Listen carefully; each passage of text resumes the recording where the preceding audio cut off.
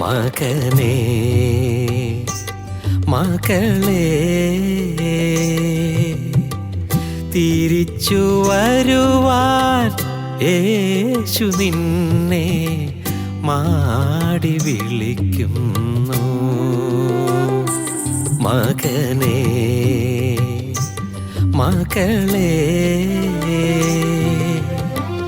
തിരിച്ചു വരുവാൻ യേശു നിന്നെ മാടി വിളിക്കുന്നു.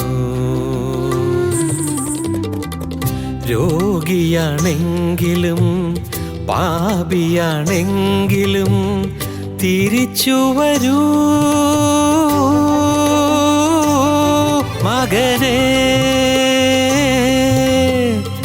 ഓ മക്കളേ മകനേ മകളേ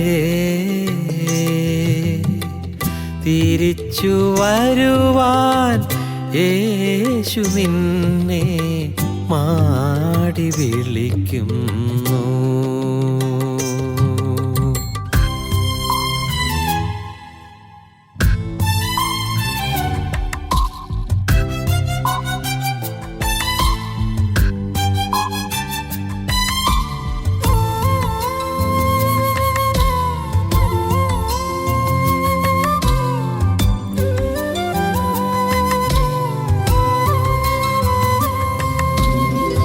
നിന്നുടെ പാപങ്ങൾ ഘോരമാണെങ്കിലും മായ്ക്കുവാൻ ക്രൂശിലെ യാഗമില്ലേ. നിന്നുടെ പാപങ്ങൾ ഘോരമാണെങ്കിലും മായ്ക്കുവാൻ ക്രൂശിലെ യാഗമില്ലേ. അന്നവൻ പേറിയ ക്രൂശു നിർമ്മിച്ചത് നിന്നുടെ പാപമെന്നോർക്കുകില്ലേ. ആ ക്രൂശിലേക്കൊന്നു നീ നോക്കുകില്ലേ. മകനേ മകളേ തിരിച്ചു വരുവാൻ യേശു നിന്നെ മാടി വിളിക്കുന്നു.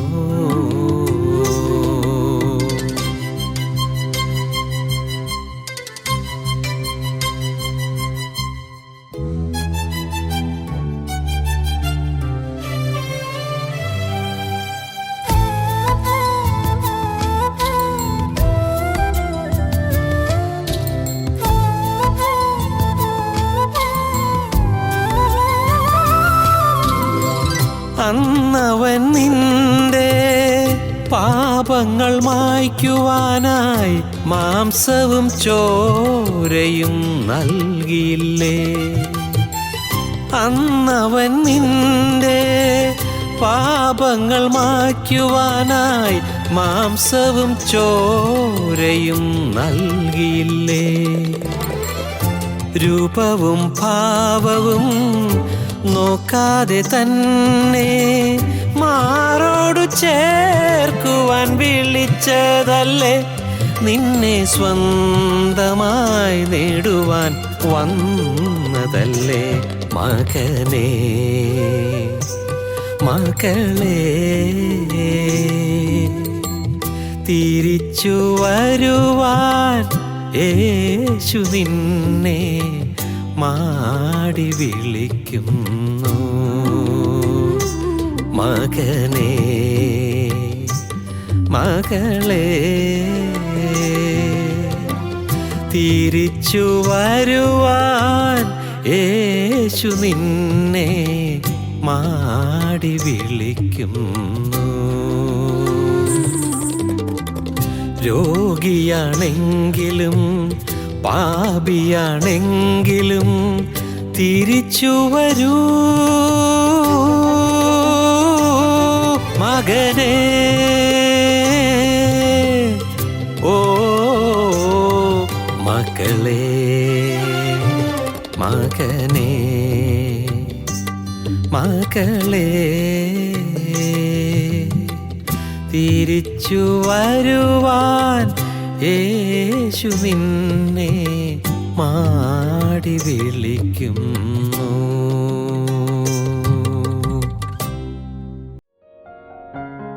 ഞങ്ങളും ക്രൂശിക്കപ്പെട്ട ക്രിസ്തുവിനെ പ്രസംഗിക്കുന്നു.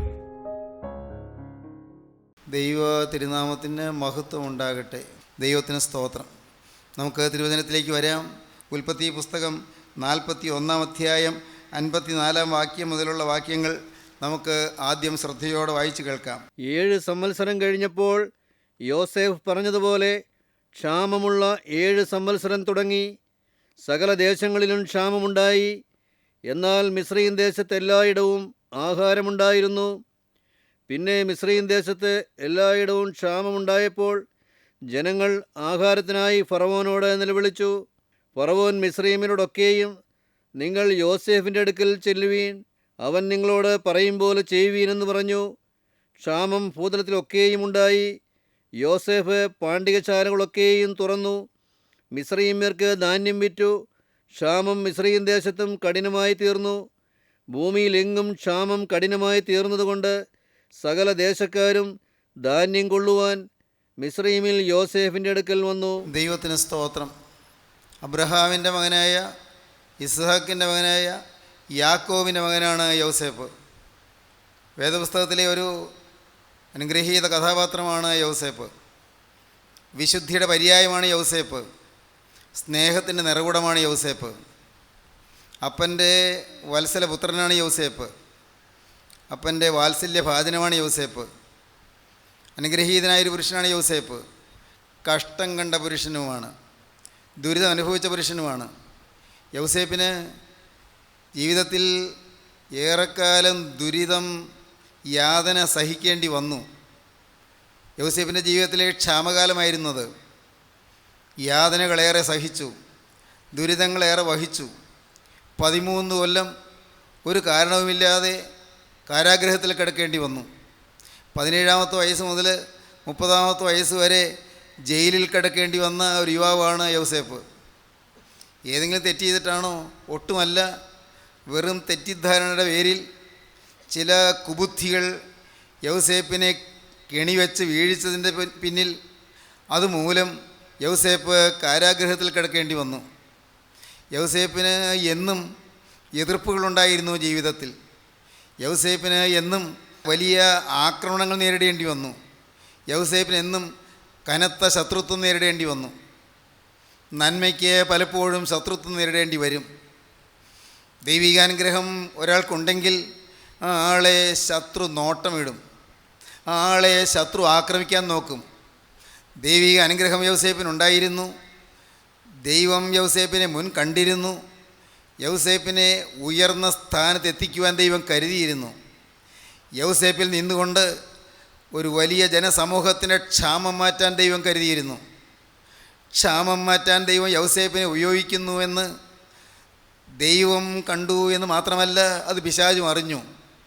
അന്നു മുതലേ പിശാച് യോസേഫിനെ ആ സ്ഥാനത്ത് എത്തിക്കരുത് എന്ന നിർബന്ധത്തോടെ യോസേഫിനെ തകർക്കാൻ നോക്കി, യോസേഫിനെ നശിപ്പിക്കാൻ നോക്കി. സ്നേഹിതരെ, ദൈവം നിങ്ങളെ കണ്ടതുകൊണ്ടാണ് നിങ്ങൾക്ക് ചില കനത്ത എതിർപ്പുകൾ നേരിടേണ്ടി വരുന്നത്. ദൈവം നിങ്ങളിൽ നിന്നുകൊണ്ട് ചില വൻകാര്യങ്ങൾ നിവർത്തിക്കാൻ ഉദ്ദേശിക്കുന്നുണ്ട് എന്നുള്ളത് കൊണ്ടാണ് നിങ്ങൾക്ക് ചില ശത്രുത്വങ്ങൾ നേരിടേണ്ടി വരുന്നത്. നിങ്ങളെ ഉപയോഗിച്ചുകൊണ്ട് ചില ആളുകൾക്ക് അനുഗ്രഹം ലഭിക്കാൻ ദൈവം പ്രതീക്ഷ വെച്ചിരിക്കുന്നുള്ളത് കൊണ്ടാണ് നിങ്ങൾക്ക് കനത്ത എതിർപ്പുകൾ നേരിടേണ്ടി വരുന്നത്.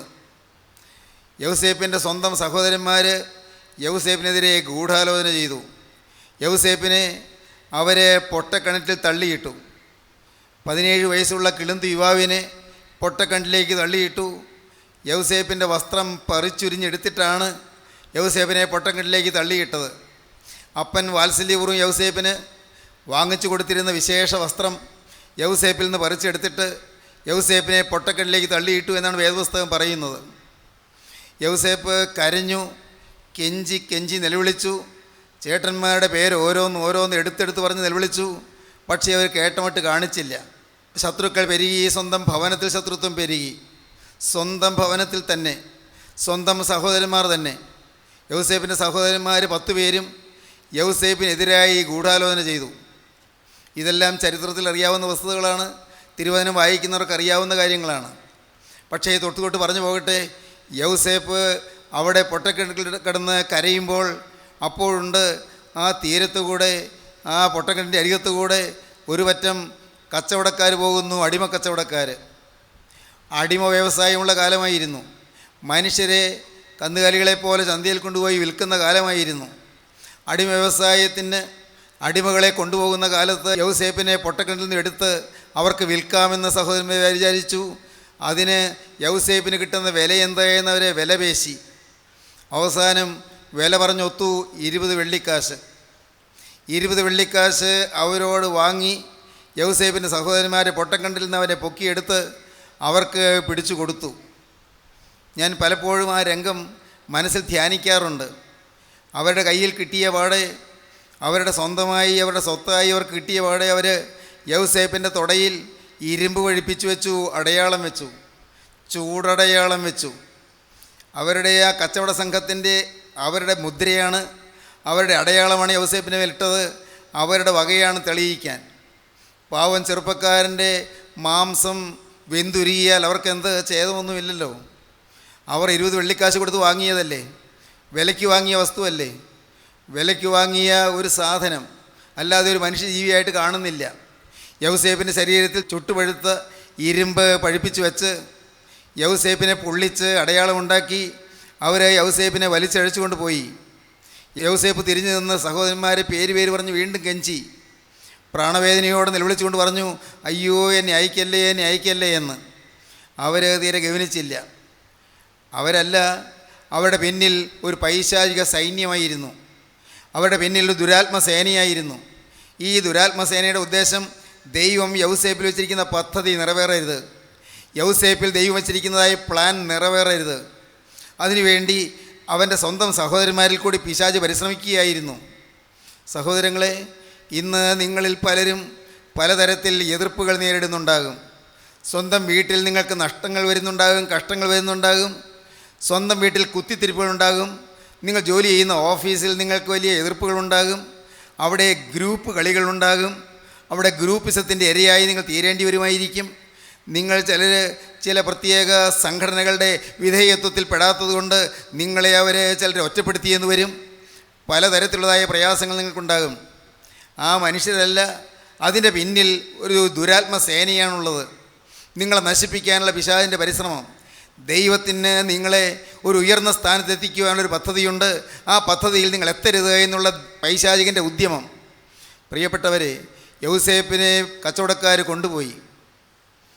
ദിവസങ്ങൾ മുന്നോട്ട് പോയി. അവർ അങ്ങ് ദൂരെ പലസ്തീനിൽ നിന്ന് ദൂരെ മിസ്രയീമിൽ, ഈജിപ്തിൽ യൗസേപ്പിനെ എത്തിച്ചു. ഈജിപ്തിൽ ഫറോ രാജാവിൻ്റെ ഒരു പ്രധാന ഉദ്യോഗസ്ഥനായ പൊത്തിഫേറിൻ്റെ ഭവനത്തിൽ യൗസേപ്പിനെ വിറ്റു. കച്ചവടക്കാർക്ക് പൈസ കിട്ടിയാൽ മതിയല്ലോ, പൈസയ്ക്ക് യൗസേപ്പിനെ വിറ്റു. സ്വന്തം സഹോദരന്മാരെ കൊണ്ട് കൊല്ലിക്കാൻ നോക്കിയിട്ട് പറ്റിയില്ല എന്ന് കണ്ടതുകൊണ്ട് പിശാച് നിരാശപ്പെട്ടില്ല, പിശാച് തളർന്നില്ല. ഇനിയും അവനെ എങ്ങനെ നശിപ്പിക്കേണ്ടു എന്നാണ് പിശാചിൻ്റെ ഉദ്യമം. അവനെ ശാരീരികമായി കൊല്ലാൻ പറ്റിയില്ല, എന്നാൽ അവനെ ആത്മീയമായി കൊല്ലണം. ആത്മീയമായി കൊല്ലണം. അതിന് ഇവനെക്കൊണ്ട് പാപം ചെയ്യിക്കണം. ഇതാണ് പിശാചിൻ്റെ ഉദ്യമം. അതിന് പിശാച് പൊത്തിഫേറിൻ്റെ ഭാര്യ എന്ന സുന്ദരിയായ സ്ത്രീയെ പിശാച് ഉപയോഗിച്ചു. പൊത്തിഫേറിൻ്റെ ഭാര്യയെ യൗസേപ്പിൻ്റെ ജീവിതത്തെ തകർക്കാൻ പിശാച് ഉപയോഗിച്ചു. ആ സ്ത്രീ യൗസേപ്പിൻ്റെ മേൽ കണ്ണു വെച്ചു എന്നാണ് വേദപുസ്തകം പറയുന്നത്. ആ സ്ത്രീ യൗസേപ്പിനെ തെറ്റിലേക്ക് വശീകരിക്കാൻ ശ്രമിച്ചു, യൗസേപ്പിനെ തിന്മയിലേക്ക് പ്രലോഭിപ്പിക്കാൻ ശ്രമിച്ചു. പക്ഷേ യൗസേപ്പ് എപ്പോഴും ദൈവഭക്തിയുള്ളവനായിരുന്നു. യൗസേപ്പിന് ബാല്യം മുതലേ ഒരു ദൈവവിചാരം ഉണ്ടായിരുന്നു. അവൻ്റെ ബാല്യത്തിൽ തന്നെ അമ്മ മരിച്ചു പോയതുകൊണ്ട്, അപ്പൻ്റെ പ്രത്യേക പരിഗണനയിൽ വളർന്നു വന്നതുകൊണ്ട് അപ്പൻ പ്രാർത്ഥിക്കുന്ന ദൈവത്തെ അവൻ അറിഞ്ഞിരുന്നു. അപ്പൻ ആരാധിക്കുന്ന ദൈവത്തെ അവൻ അറിഞ്ഞിരുന്നു. അവന് ദൈവഭയം ഉണ്ടായിരുന്നു. മനുഷ്യല്ല അവന് ഭയം, അവന് ദൈവത്തെ ഭയം ഉണ്ടായിരുന്നു. പ്രിയപ്പെട്ടവരെ, യൗസേപ്പ് അവിടെ പൊത്തിഫേറിൻ്റെ ഭവനത്തിൽ വിശ്വസ്തയോടെ നിന്നു, വിശുദ്ധിയോടെ നിന്നു. ആ സ്ത്രീ പലവട്ടം പ്രേരിപ്പിച്ചു, പക്ഷേ യൗസേപ്പ് തെറ്റിൽ വീണില്ല. എന്നാൽ ഒരവസരത്തിൽ വളരെ തന്ത്രപൂർവ്വം കൗശലപൂർവ്വം അവളുടെ കിടപ്പറയിലേക്ക് അവൻ ഏതോ ഒരു ജോലിക്കെന്നതുപോലെ വിളിച്ചു. അടിമയല്ലേ, വേലക്കാരനല്ലേ, അനുസരിക്കണ്ടേ? അവൻ പോകേണ്ടി വന്നു. അപ്പോൾ അവൾ അവനെ അരുതാത്തതിന് നിർബന്ധിച്ചു. പക്ഷേ ആ ചെറുപ്പക്കാരൻ പെട്ടെന്ന് അവിടെ നിന്ന് വഴുതി മാറാൻ നോക്കി. അവൾ അവൻ്റെ ഉടുവസ്ത്രത്തിൽ പിടിച്ചു. വസ്ത്രം ഉറിഞ്ഞു പോയാലും ശരി, പാപം ചെയ്യുകയില്ല എന്ന തീരുമാനത്തോടെ അവൻ അവിടെ നിന്ന് ഓടി. പ്രിയപ്പെട്ടവരെ, ആ സ്ത്രീ നിരാശയും ഒപ്പം അമർഷവും കലർന്ന് യൗസേപ്പിനെക്കുറിച്ച് അപവാദം പറഞ്ഞു പരത്തി. യൗസേപ്പിനെക്കുറിച്ച് അപവാദം പറഞ്ഞത് ആ സ്ത്രീയാണ്. പക്ഷെ അതിൻ്റെ പിന്നിൽ പിശാചാണ്. യൗസേപ്പിനെ തകർക്കാൻ നോക്കിയിട്ട്, ആത്മീയമായി കൊല്ലാൻ നോക്കിയിട്ട് നടന്നില്ലല്ലോ. അതുകൊണ്ട് ഇനി അവനെ ഭൗതികമായി തന്നെ നശിപ്പിക്കണമെന്ന് തീരുമാനിച്ചു. ഭർത്താവിനോട് പറഞ്ഞു, നീ ഇപ്പോൾ കൊണ്ടുവന്നിരിക്കുന്ന ഈ അടിമ ചെറുക്കനുണ്ടല്ലോ, അവൻ ഇനി അവമാനിക്കാൻ വന്നു. ഇല്ലില്ല, അവൻ അവമാനിക്കാനൊന്നും വരുന്നവനല്ല, എനിക്കറിയാം. അവൻ നല്ല യുവാവാണ്, നല്ല സ്വഭാവശുദ്ധിയുള്ളവനാണ്, എനിക്കറിയാമല്ലോ. പൊത്തിഫേർ പറഞ്ഞു, ഭർത്താവ് പറഞ്ഞു, നോക്ക്, ഞാൻ പറഞ്ഞിട്ട് നിങ്ങൾക്ക് വിശ്വാസം വരുന്നില്ലേ? നോക്കൂ, ഇവിടെ വരൂ, നമ്മുടെ ഈ കിടപ്പുറിയിൽ നോക്കൂ, അവൻ്റെ ഉടുവസ്ത്രമല്ലേ ഈ കിടക്കുന്നത്. നിങ്ങൾക്കിപ്പോഴെങ്കിലും മനസ്സിലായോ? തൊണ്ടി മുതൽ കണ്ടു. ആ പൊത്തിഫേർ വിശ്വസിച്ച് പോകേണ്ടി വന്നു, വിശ്വസിക്കേണ്ടി വന്നു പോയി. നോക്കണേ, സാഹചര്യങ്ങളെല്ലാം പിശാച് കണിയൊരുക്കി യൗസേപ്പിനെ വലിയ കണിയിലാക്കി. പൊത്തിഫേറിന് ദേഷ്യം വന്നു, അവന് വൈരാഗ്യം വന്നു. അമർഷം കൊണ്ട് യൗസേപ്പിനെ കാരാഗ്രഹത്തിലാക്കി. നിരപരാധിയായ യുവാവ് കാരാഗ്രഹത്തിൽ കിടന്നപ്പോഴും അവൻ ദൈവത്തെ മറന്നില്ല. പൊട്ടക്കിണറ്റിൽ ദൈവത്തെ മറന്നില്ല. അടിമക്കച്ചവടക്കാരുടെ കൂടെ ജീവിച്ചപ്പോൾ ദൈവത്തെ മറന്നില്ല. പൊത്തിഫേറിൻ്റെ ഭവനത്തിൽ ജീവിച്ചപ്പോൾ ദൈവത്തെ മറന്നില്ല. അവൻ അവിടെ ജയിലിലായിരുന്നപ്പോഴും ദൈവത്തെ മറന്നില്ല. 13 കൊല്ലത്തെ ജയിൽവാസം. ജീവിതത്തിൽ കഷ്ടപ്പാടും ദുഃഖവും ദുരിതവും പേറിയുള്ള അലച്ചിലിൻ്റെ ജീവിതം, യാതനകളുടെയും വേദനകളുടെയും ജീവിതം, ഒറ്റപ്പെടുത്തലിൻ്റെയും കുറ്റാരോപണങ്ങളുടെയും ജീവിതം, ഏറ്റവും വേദനിച്ച് പുളയുന്ന ജീവിതം. എന്നാൽ യൗസേപ്പ് അപ്പോഴെല്ലാം ദൈവത്തെ നോക്കിക്കൊണ്ടിരുന്നു. എല്ലാം കാണുന്നൊരു ദൈവം ഉണ്ടായെന്ന് യൗസേപ്പ് കണ്ടുകൊണ്ടിരുന്നു. സത്യം അറിയുന്ന ഒരു ദൈവം ഉണ്ടായെന്ന് യൗസേപ്പ് കണ്ടുകൊണ്ടിരുന്നു. എന്നെ കാണുന്നൊരു ദൈവമുണ്ട്, എൻ്റെ ഹൃദയം കാണുന്നൊരു ദൈവമുണ്ട്, എൻ്റെ ജീവിതം കാണുന്നൊരു ദൈവമുണ്ട്. ആ ദൈവത്തോടാണ് എൻ്റെ പ്രതിബദ്ധത, ആ ദൈവത്തോടാണ് എൻ്റെ കടപ്പാട്. എൻ്റെ ദൈവം ദുഃഖിക്കാൻ ഇടവരികയില്ല. യൗസേപ്പിന് ഉറപ്പുണ്ട്, ഒരു കാരണവശാലും എന്നെ സ്നേഹിച്ച് ഇത്രത്തോളം എത്തിച്ച എൻ്റെ ദൈവം വ്യസനിക്കാൻ ഞാൻ ഇടവരുത്തുകയില്ല എന്ന്. പ്രിയപ്പെട്ടവരെ, യൗസേപ്പ് കാരാഗ്രഹത്തിൽ ഒരു പരാതിയുമില്ലാതെ, ഒരു പരിഭവമില്ലാതെ, മറ്റ് തടുപുള്ളികളുടെ പരിഹാസമെല്ലാം ഏറ്റ് എല്ലാവരും കളിയാക്കുന്നു, എല്ലാവരും പരിഹസിക്കുന്നു. യൗസേപ്പ് കാരാഗ്രഹത്തിൽ കിടന്നു. യൗസേപ്പിൻ്റെ ജീവിതത്തിൽ സുഖത്തിന് ക്ഷാമം, സന്തോഷത്തിന് ക്ഷാമം, സമാധാനത്തിന് ക്ഷാമം, അപ്പൻ്റെ കൂടെയുള്ള സഹവാസത്തിന് ക്ഷാമം. അമ്മ മരിച്ചുപോയി, ബാല്യത്തിൽ തന്നെ അമ്മ മരിച്ചുപോയി. അമ്മയുടെ 2ാം പ്രസവത്തോടുകൂടി അമ്മ മരിച്ചുപോയി.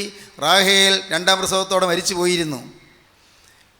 ബാല്യം മുതലേ ഒരൊറ്റപ്പെട്ട അനുഭവം, ബാല്യം മുതലേ ദുഃഖം പൂണ്ട ജീവിതം, ബാല്യം മുതലേ യാതനയേറ്റ ജീവിതം. ദൈവത്തിന് സ്തോത്രം. എൻ്റെ സഹോദരീ സഹോദരന്മാരെ, നിങ്ങളാരെല്ലാം ഇതുപോലെ ബാല്യം മുതലേ ദുഃഖത്തിൻ്റെ കഥകളും പേറി ജീവിക്കുന്നുണ്ട്.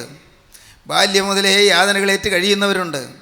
ബാല്യം മുതലേ ദുഃഖം മാത്രം ആകത്തുകയായി ജീവിച്ചു പോകുന്നവരുണ്ട്.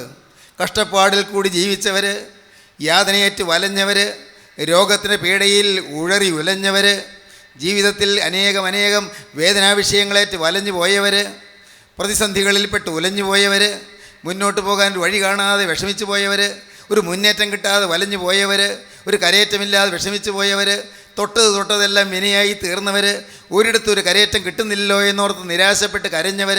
സ്നേഹിതരെ, നിങ്ങൾ ചിന്തിക്കൂ, നിങ്ങൾ ഓർക്കൂ, നിങ്ങളെ കാണുന്നൊരു ദൈവമുണ്ട്.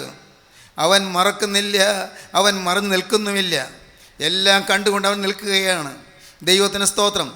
ഈ യൗസേപ്പിനെ ദൈവം മറന്നിട്ടില്ല, മറക്കുകയുമില്ല. സ്നേഹിത, നീ വിശ്വസിക്കൂ, ദൈവം നിന്നെ മറന്നിട്ടില്ല. ദൈവം നിൻ്റെ കാര്യം അറിയുന്നുണ്ട്.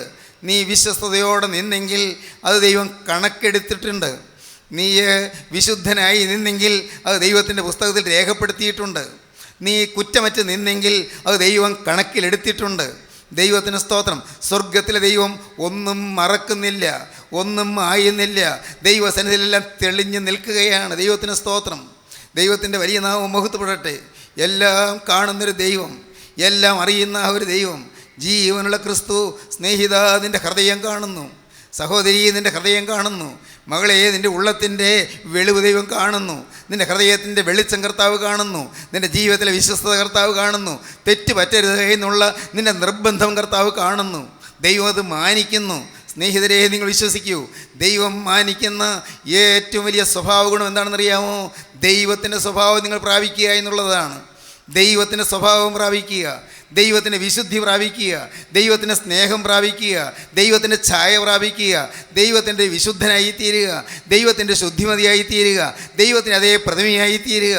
പറഞ്ഞാൽ പറയാൻ എളുപ്പമാണ്, പക്ഷേ അത് അനുഭവത്തിലാക്കാൻ വളരെ പ്രയാസമാണ്. ദൈവം സ്നേഹിക്കുകയും ദൈവം കരുതുകയും ചെയ്യും ദൈവമക്കൾ. അവർ വിശ്വാസത്തോടും വിശ്വസ്തയോടും കൂടി നിൽക്കണം. ദൈവത്തിന് സ്തോത്രം. യൗസേപ്പ് വിശ്വസ്തയോടെ നിന്നു. യൗസേപ്പിന് ഏറെ ക്ഷാമമുണ്ടായി ആ കാലങ്ങളിൽ. എന്നാൽ ക്ഷാമം മാറും, സത്യം വെളിപ്പെടും. സത്യത്തെ എന്നും മൂടി വയ്ക്കാൻ പറ്റുകയില്ല. സത്യത്തെ ക്രൂശിക്കാം, പക്ഷേ സത്യം ഉയർത്തെഴുന്നേൽക്കും. ദൈവത്തിന് സ്തോത്രം. സത്യത്തെ ക്രൂശിക്കാം. സമ്പൂർണ്ണ സത്യം ഒന്നുണ്ട്. എൻ്റെ പ്രിയപ്പെട്ടവരെ, ഞാൻ ഉള്ളത്തിൽ തൊട്ട് പറയട്ടെ, സത്യമെന്നൊന്നുണ്ട്. അതിനെ ക്രൂശിക്കാം, പക്ഷേ ക്രൂശിച്ചാലും സത്യം ഉയർത്തെഴുന്നേൽക്കും. സത്യത്തെ മറച്ചു പിടിക്കാം, പക്ഷേ സത്യം വെളിപ്പെടും. യൗസേപ്പിൻ്റെ നിരപരാധിത്വം വെളിപ്പെട്ടു. വളരെ അത്ഭുതകരമായിട്ടാണ് ഇതെല്ലാം നടന്നത്. സാഹചര്യങ്ങൾ കൂടി കാര്യങ്ങളെല്ലാം തിരിഞ്ഞു വന്നു. യൗസേപ്പിനെ കൊട്ടാരത്തിലേക്ക് വരുത്തി, ഫറവോ രാജാവിൻ്റെ കൊട്ടാരത്തിലേക്ക് വരുത്തി. ഫറവോ യൗസേപ്പിനെ അങ്ങ് ഉയർത്തി. യൗസേപ്പിനെ ഫറവോനോട് തുല്യനാക്കി. ഫറവോനോട് സിംഹാസനം കൊണ്ട് മാത്രം ഞാൻ നിന്നേക്കാൾ വലിയവനായിരിക്കുമെന്ന് പറയിപ്പിച്ചു. ദൈവം പറയിപ്പിച്ചതാണ്. നീ എന്നോട് സമനായിരിക്കും. ലോകത്ത് അന്ന് സംസ്കാരത്തിൻ്റെ കേദാരമായ, സംസ്കാരത്തിൻ്റെ കളിത്തൊട്ടിലായ, ഈജിപ്ഷ്യൻ സംസ്കാരത്തിൻ്റെ ആ കേന്ദ്ര ബിന്ദുവായ ഈജിപ്തിലെ ഫറവോ രാജാവ് യോസേപ്പിനെ അടുത്ത് വരുത്തിയിട്ട് പറയുന്നു, നീ എന്നോട് സമനായിരിക്കും. സിംഹാസനം കൊണ്ട് മാത്രം ഞാൻ നിന്നേക്കാൾ ഉന്നതനായിരിക്കും. സകല അധികാരവും ഞാൻ നിനക്ക് തന്നിരിക്കുന്നു. ഈ മിസ്രയീം ദേശത്തിനൊക്കെ ഞാൻ നിന്നെ മേലധികാരിയാക്കിയിരിക്കുന്നു. ദിവസം വായിക്കുമ്പോൾ കാണാം, ഈ മിസ്രയീം ദേശത്തിനൊക്കെയും ഞാൻ നിന്നെ മേലധികാരിയാക്കിയിരിക്കുന്നു. 41 അധ്യായം 38 വാക്യം മുതൽ വായിക്കാം. ഫറവോൻ തൻ്റെ ഭൃത്യന്മാരോട്, ദൈവാത്മാവുള്ള ഈ മനുഷ്യനെ പോലെ ഒരുത്തിനെ കണ്ടുകിട്ടുമോ എന്ന് പറഞ്ഞു. പിന്നെ ഫറവോൻ യോസേഫിനോട്, ദൈവം ഇതൊക്കെയും നിനക്ക് വെളിപ്പെടുത്തി തന്നതുകൊണ്ട് നിന്നെപ്പോലെ വിവേകവും ജ്ഞാനവുമുള്ളവൻ ഒരുത്തനുമില്ല. നീ എൻ്റെ ഗൃഹത്തിന് മേലധികാരിയാകും. നിൻ്റെ വാക്ക് എൻ്റെ ജനമെല്ലാം അനുസരിച്ച് നടക്കും. സിംഹാസനം കൊണ്ട് മാത്രം ഞാൻ നിന്നേക്കാൾ വലിയവനായിരിക്കുമെന്ന് പറഞ്ഞു. ഇതാ മിസ്രയീം ദേശത്തിനൊക്കെയും ഞാൻ നിന്നെ മേലധികാരി ആക്കിയിരിക്കുന്നുവെന്നും ഫറവോൻ യോസേഫിനോട് പറഞ്ഞു. ഫറവോൻ തൻ്റെ കയ്യിൽ നിന്ന് മുദ്രാമോതിരമൂരി യോസേഫിൻ്റെ കൈക്ക് ഇട്ടു. അവനെ നേർമയുള്ള വസ്ത്രം ധരിപ്പിച്ചു. ഒരു സ്വർണ്ണ സരപ്പളിയും അവൻ്റെ കഴുത്തിലിട്ടു. തൻ്റെ 2-ാം രഥത്തിൽ അവനെ കയറ്റി മുട്ടുകുത്തുവീനെന്ന് അവൻ്റെ മുമ്പിൽ വിളിച്ചു പറയിച്ചു. ഇങ്ങനെ അവനെ മിസ്രയീം ദേശത്തിനൊക്കെയും മേലധികാരിയാക്കി. ഇങ്ങനെ യൗസേപ്പിനെ മിസ്രയീം ദേശത്തിനൊക്കെയും മേലധികാരിയാക്കി. വർഷങ്ങൾ കടന്നുപോയിരുന്നു. 13 കൊല്ലം ജയിലിൽ, പിന്നീട് ഒരു 7 കൊല്ലം സുഭിക്ഷകാലം, പിന്നീട് വേറൊരു 7 കൊല്ലം ദൗർഭിക്ഷ്യത്തിൻ്റെ കാലം, ക്ഷാമത്തിൻ്റെ കാലം. ഇപ്പോൾ കാലം മുന്നോട്ട് പോയി. 14, 13, 27 വർഷം കഴിഞ്ഞിരിക്കുന്നു. അപ്പനായ യാക്കോബിനെ വിട്ടിട്ട് 27 വർഷം കഴിഞ്ഞിരിക്കുന്നു. യൗസേപ്പിനിപ്പോൾ 44 വയസ്സായിരിക്കുന്നു. 17-ാമത്തെ വയസ്സിൽ അപ്പനെ വിട്ട് പോയതാണ്. അപ്പൻ വിചാരിച്ചു യൗസേപ്പ് മരിച്ചുപോയി എന്ന്, ഏതോ ദുഷ്ടമൃഗം തിന്നുപോയി എന്ന്. യൗസേപ്പിനെ ഓർത്ത് കരഞ്ഞുകൊണ്ടിരുന്നു. നാളുകൾ കരഞ്ഞുകൊണ്ടിരുന്നു. എന്ന് തുടങ്ങിയതാണ് യാക്കോബിൻ്റെ കരച്ചിൽ. ഭാര്യ മരിച്ചപ്പോൾ കരഞ്ഞു. റാഹേൽ മരിച്ചപ്പോൾ ബേത്ത്ലേഹേമിലേക്ക് പോകുന്ന വഴിയിൽ എഫ്രാത്തയിൽ വെച്ച് ഭാര്യ മരിച്ചു. 2-ാമത്തെ പ്രസവത്തോടെ മരിച്ചു. കുഞ്ഞിനെ കിട്ടി, ബെന്യാമീനെ കിട്ടി. പക്ഷേ ഭാര്യ മരിച്ചു. ഭാര്യ മരിച്ചപ്പോൾ വഴിയോരത്ത് അവളെ അടക്കം ചെയ്തു. അവിടെ ഒരു കല്ലറത്തൂൺ നാട്ടി റാഹേലിൻ്റെ കല്ലറത്തൂണെന്ന് പേരിട്ടു. യാക്കോബ് പിന്നെ യാത്ര തുടർന്നു. ചോരക്കുഞ്ഞിനെയും കയ്യിലേന്തി യാക്കോബ് മറ്റു എല്ലാവരോടും ഒരുമിച്ച്, വേലക്കാരോടും ആടുമാടുകളോടും സകലരോടും ഒരുമിച്ച് യാക്കോബ് മുന്നോട്ട് നീങ്ങി. ദുഃഖം മാത്രമുള്ള യാക്കോബ് കഴിഞ്ഞ 27 കൊല്ലമായി അതിദുഃഖത്തോടെ കഴിയുകയാണ്. യാക്കോബ് യൗസേപ്പിനെ ഓർത്ത് കരഞ്ഞുകൊണ്ടിരുന്നു. എന്നാൽ യൗസേപ്പോ മിസ്രയീം ദേശത്തിനൊക്കെയും അധിപതിയായി കഴിയുകയാണ്. മൈലുകൾക്കപ്പുറത്താണ് യൗസേപ്പ്. യാക്കോബ് അങ്ങ് ഫലസ്തീനിലാണ്, കനാനിലാണ്.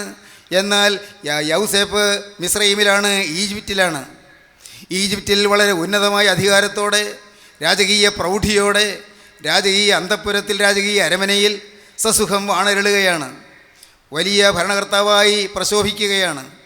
പ്രിയപ്പെട്ടവരെ, അപ്പോഴാണ് ദേശത്തൊക്കെയും ക്ഷാമം ഉണ്ടായത്. ദേശത്തെല്ലാം ക്ഷാമം. നമ്മുടെ വിഷയം ക്ഷാമം മാറ്റി ക്ഷേമം നൽകുന്നവനെന്നാണ്. ദേശത്തെല്ലാം ക്ഷാമം. ജനം നിലവിളിച്ചു, കർത്താവേ, ഞങ്ങൾക്ക് ആത്മീയമായ ക്ഷാമം വന്നിരിക്കുന്നു. നാഥ, എനിക്ക് ആത്മീയമായ ക്ഷാമം വന്നിരിക്കുന്നു. എൻ്റെ ആത്മാവിന് കേടുവന്നിരിക്കുന്നു.